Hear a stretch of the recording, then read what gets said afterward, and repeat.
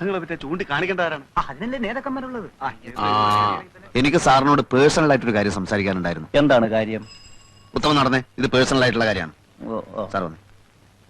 അതായത് എന്താണ്? വീട്ടിൽ നിന്ന് ഭയങ്കരമായിട്ട് നിർബന്ധിക്കുന്നു. എന്തിന്? ഞാൻ പെണ്ണ് കെട്ടണത്രേ. പെണ്ണ് കിട്ടാനോ? അയ്യേ, തനിക്കൊരു ബ്രൈറ്റ് പൊളിറ്റിക്കൽ ഫ്യൂച്ചർ ഞാൻ കാണുന്നുണ്ട്. ഭാര്യയും കുടുംബമൊക്കെ അതിന് തടസ്സാണ്. അച്ഛൻ ഒരേ പിടിപിടിക്കുകയാണ്. കോട്ടപ്പള്ളി, പാർട്ടിക്കുന്ന ആവശ്യം കെട്ടുപാടുകളും മറ്റുത്തരവാദിത്തങ്ങളും ഇല്ലാത്ത ഒരു നേതൃനിരയാണ്. പ്രകൃതി നിയമങ്ങൾക്ക് കുറച്ചൊക്കെ നമ്മൾ വഴങ്ങേണ്ടതല്ലേ? വഴങ്ങരുത്. ലൗകികമായ തൃഷ്ണകളെ നമ്മൾ അതിജീവിക്കണം. മാനവരാശിയുടെ നിലനിൽപ്പ് തന്നെ കുടുംബം എന്ന എസ്റ്റാബ്ലിഷ്മെന്റിലല്ലേ? വിഡ്ഢിത്തം. എല്ലാ എസ്റ്റാബ്ലിഷ്മെന്റുകൾക്കും എതിരെയാണ് നമ്മുടെ യുദ്ധം.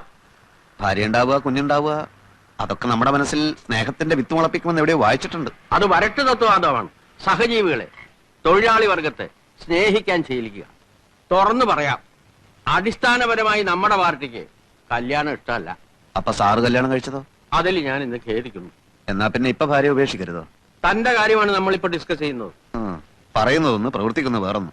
ദൈവമില്ല, അമ്പലമില്ല എന്നൊക്കെ വിളിച്ചു പോകും. എന്നിട്ട് ആരും കാണാതെ തലയിൽ മുണ്ടും പോയിച്ച് ദൈവത്തെ തൊഴാൻ പോകും. ആര്? സാറ് തന്നെ.